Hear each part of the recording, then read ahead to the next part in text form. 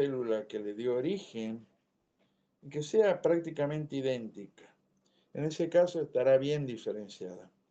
Y lo único que tiene de raro es que se empieza a dividir sin control, pero es parecida a la célula idéntica a la que le da origen.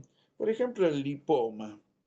Le sale una bolsita de grasa, una pelotita de grasa. Ustedes lo drenan y es grasa, este, ¿me entienden? Y no se diferencia de las células adiposas de cualquier otro lugar. Una célula adiposa que se perdió, digamos, el freno de replicación y empieza a replicarse más de lo habitual.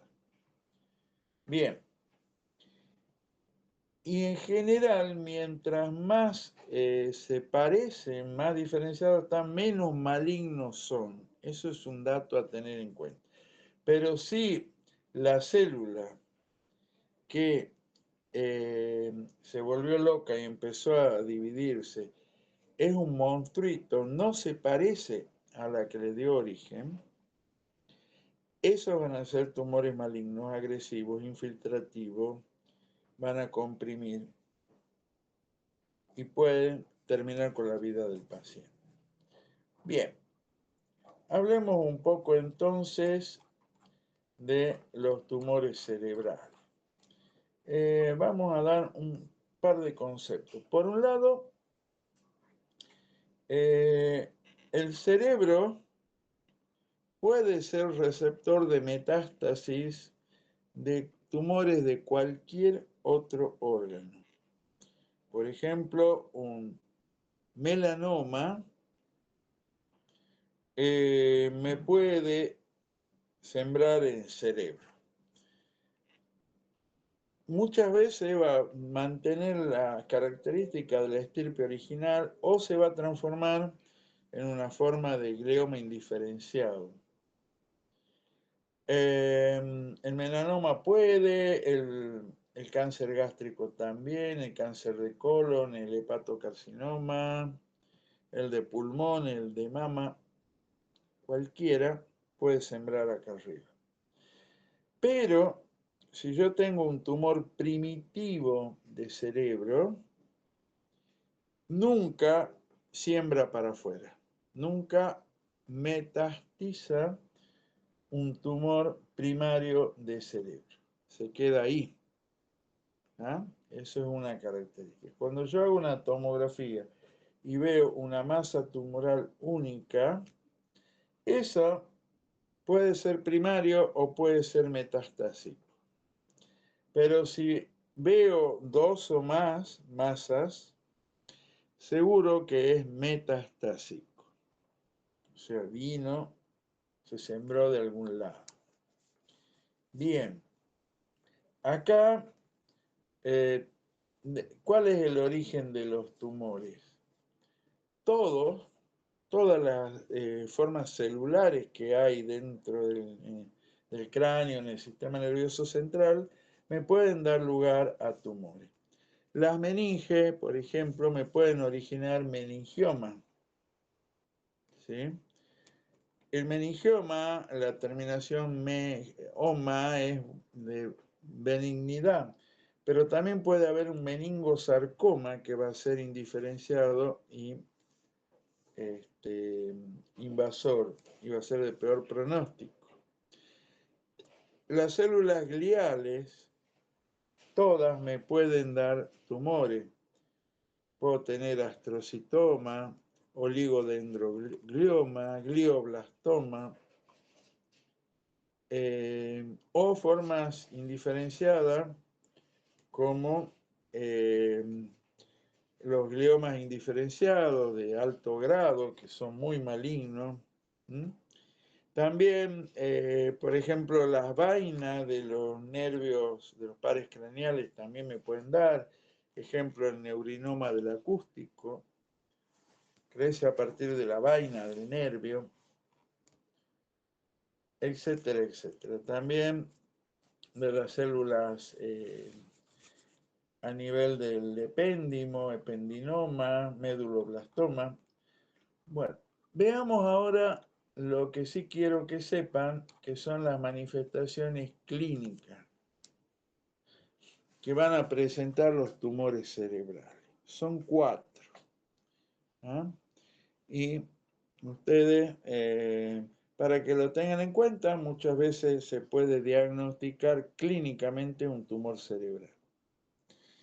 La primera, el síndrome de hipertensión endocraniana, es decir, paciente que va a empezar a presentar cefalea cada vez más intensa, cada vez más frecuente, que cada vez va a ceder menos con los analgésicos comunes.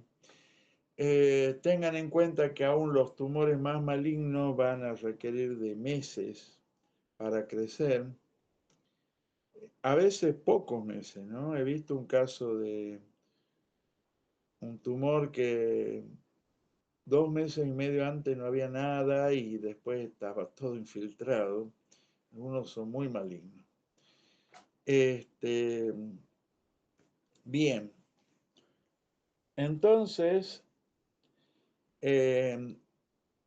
va por el efecto de masa ocupante, de aumento de la presión intracraniana, el paciente puede tener vómitos en chorro, no precedido de náusea, trastornos visuales, escotoma, fofeno, que ya lo vimos. ¿Ah? Bien, también bradicardia, puede hacer síncope por hipotensión o bradicardia, etc. El número 2, crisis convulsiva. El paciente que de la nada, sin antecedentes de ser epiléptico, sin haber consumido drogas estimulantes, sin estar bajo la abstinencia de drogas depresoras, por ejemplo, es común que convulsen los presos en el penal porque venían tomando 15 ampollas de 15 comprimidos de alprazolam por día, lo dejan de consumir y pueden convulsar. Sin haber sufrido un traumatismo y debuta con una crisis convulsiva, es muy factible que se trate de un tumor cerebral.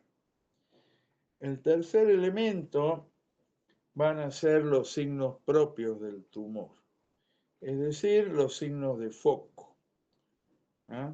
Signos de foco neurológico, que puede ser parálisis de pares craneales, diplopía, depende de dónde asiente, puede ser un foco motor braquial o braquiocrural, o puede ser algo más complejo como alteraciones de la personalidad, si es lóbulo frontal, etc.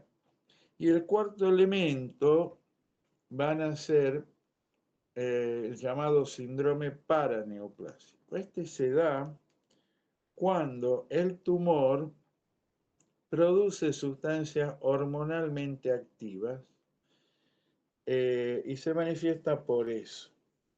¿Sí? Por ejemplo, a nivel sistémico, el tumor de mama y y el cáncer de pulmón pueden producir sustancias paratormona similar a la paratormona. Y eso me puede producir hipercalcemia, y la hipercalcemia a niveles altos y pérdida de masa ósea, si son muy altos me pueden hacer entrar en coma.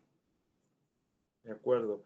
En el sistema nervioso, el que más va a producir síndrome paraneoplásico van a ser los tumores de hipófisis, que son adenomas, son de buen pronóstico, es decir, son benignos, pero me pueden producir hormonas descontroladas. Por ejemplo, un adenoma somatotrófico en un niño, en un adolescente, le va a producir un gigantismo hipofisario. va a crecer más de lo normal. Si ocurre en una persona adulta, me puede dar lugar al llamado síndrome Morquio. No va a crecer, pero sí puede tener deformación de las manos, los pies o calcificación de los conductos óseos. Si el adenoma es productor de prolactina, un prolactinoma va a tener secreción de leche por el pezón y así sucesivamente. ¿No? Bien. ¿Alguna pregunta ante esto?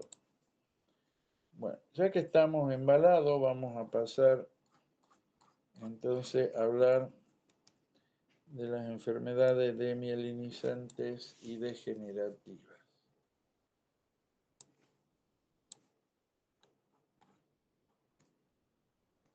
Ay, qué maratón esto, ¿no? Ha sido error mío también no ponerme las pilas. He estado enfermo, bueno, un montón de... No me quiero justificar, pero...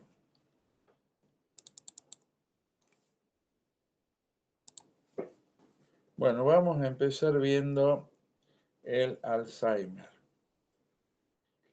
¿Qué es el Alzheimer? Es una enfermedad neurodegenerativa, ¿ah?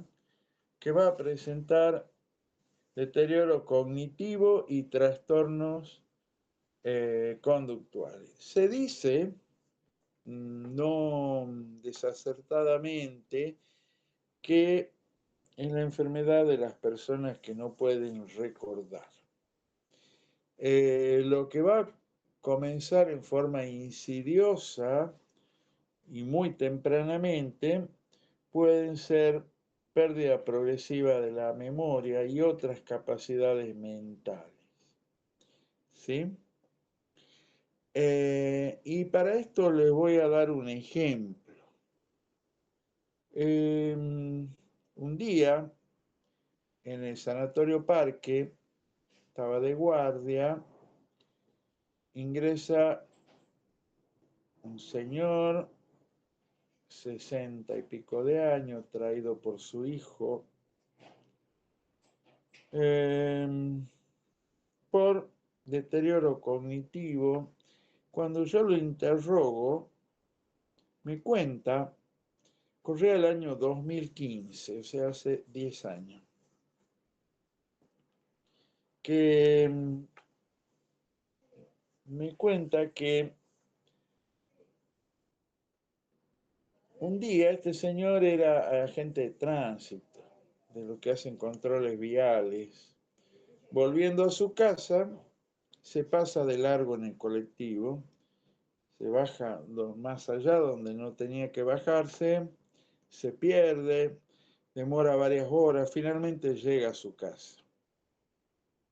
El hijo preocupado lo lleva al neurólogo y el neurólogo dice, debe haber hecho un accidente isquémico transitorio. Bueno, lo estudian con imágenes, no encuentran nada.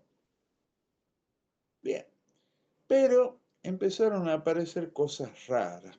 Aparentemente estaba bien, pero iban por la calle y justo iba a ser la elección a gobernador, donde compite Cano con Mansur, y gana Mansur Sopita. Recuerdan que había gente que se manifestaba en la plaza y todo, fue bastante interesante. Y que todos dijeron que ganó por fraude, Sopita Mansur. Y veía los carteles de propaganda política. ¿Qué es eso? Le pregunta al hijo. Y bueno, papá, hay elección para gobernador, esto, que este otro. Ah, mira vos. Bueno, al otro día van y le vuelve a preguntar lo mismo. Y ya el hijo sospechaba de que había algo raro. Después, algo bastante característico en el Alzheimer, al principio al menos, Este señor, por su condición, ya estaba prácticamente jubilado, ya no iba a ir a trabajar. Entonces eran las 3 de la mañana, se levanta y se estaba vistiendo y lo ve el hijo. ¿Y qué hace papá? Y me voy a trabajar, hijo, tengo que... Pero papá, no estás, ya te jubilado, no estás trabajando, pero ¿cómo? Mira, papá, son las 3 de la mañana. O sea, empezar a tener esas conductas raras de desorientación, pérdida de memoria, que... eh, ¿y qué es lo que pasa realmente? Bueno, se vio de que hay una muerte neuronal acelerada. En principio, a predominio de neuronas colinérgicas, pero después, y comienza a ocurrir en lóbulo temporal y áreas de asociación del lóbulo frontal. Ahí empieza primero. La afectación del lóbulo temporal, incluso del hipocampo, es lo que justifica los trastornos de memoria que van produciendo.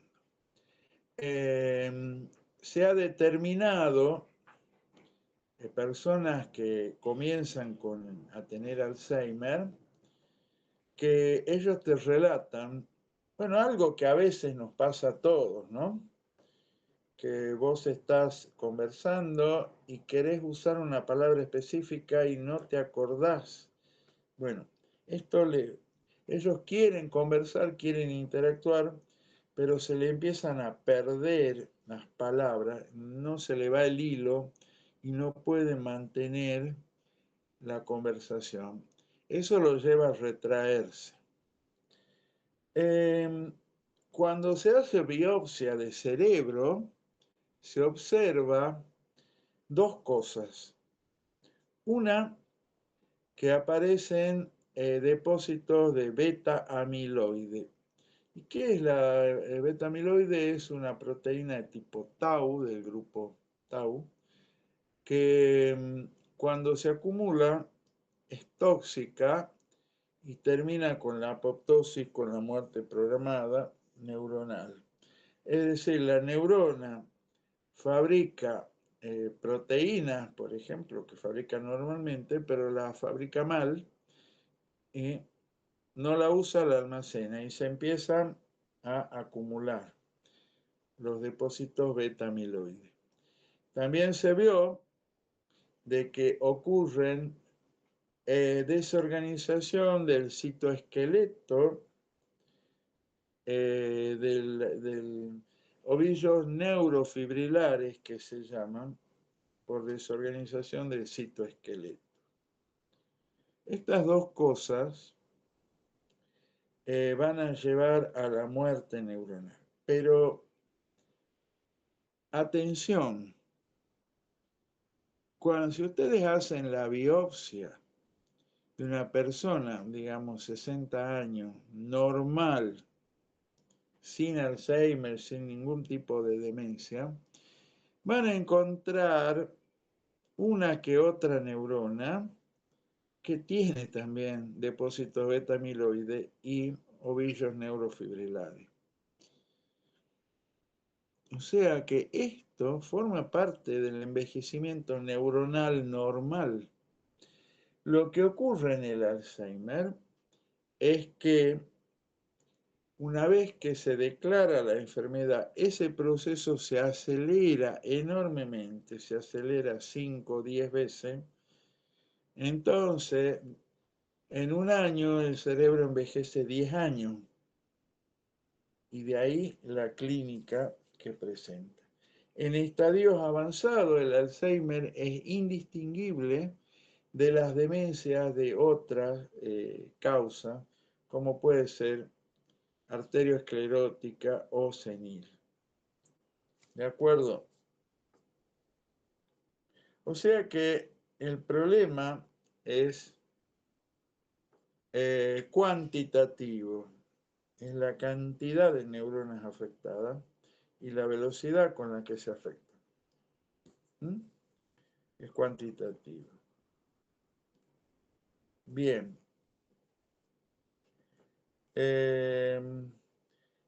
Antes se hablaba del Alzheimer como demencia presenil y la senil cuando ocurría en edades más tardías. No obstante, mientras mayor es la edad, mayor es la probabilidad de tener Alzheimer. Las personas de 85 años o más, el 25 al 50% tienen Alzheimer, mientras que en los menores de 65 años está entre el 2 al 3%. Bueno, el Alzheimer tiene fases. Una fase inicial con una sintomatología ligera o leve. El enfermo mantiene su autonomía y solo necesita supervisión cuando se trata de tareas complejas. La intermedia, con síntomas de gravedad moderada. El enfermo depende de un cuidador para realizar tareas cotidianas. Y la terminal, el enfermo está completamente dependiente, pero además de eso, va a presentar en la última etapa otras cosas. Veamos un poquito más en detalle esto. Por tratarse de una enfermedad gradual, es difícil precisar el momento exacto de su comienzo. Puede presentar olvido progresivo, confusión con respecto a instrucciones, decisiones y manejo del dinero, pérdida de espontaneidad e iniciativa, acciones y manifestaciones repetitivas, cambios de personalidad o de humor, alguna desorientación en cuanto a tiempo y espacio y dificultad en el lenguaje. Segunda etapa, a medida que la enfermedad avanza, los problemas se van haciendo más evidentes y sus actividades más restrictivas. Dificultad en reconocer amigos cercanos y familiares, no puede retener experiencias nuevas, deambula idas y vueltas sin ninguna finalidad, inquietud, espasmos o contorneos musculares ocasionales, dificultad para organizar sus pensamientos, puede estar irritable y nervioso, se vuelve descuidado o confuso con respecto a la vestimenta e higiene personal, es incapaz de vivir solo sin problemas, no puede cocinar, limpiar o salir solo de compra, puede perderse aún en su propia casa, puede ver u oír cosas que no existen, mayor necesidad de estimulación y aparece la incontinencia esfinteriana. Tercera etapa, los problemas de memoria son muy serios, no reconoce ya a la gente, pérdida de peso a pesar de una dieta adecuada, no puede realizar ninguna actividad de cuidado diario solo, se comunica poco o nada, pierde la habilidad de caminar o sentarse, duerme más. Pueden aparecer dificultades para tragar alimentos y líquidos y propenso a infecciones, especialmente las respiratorias.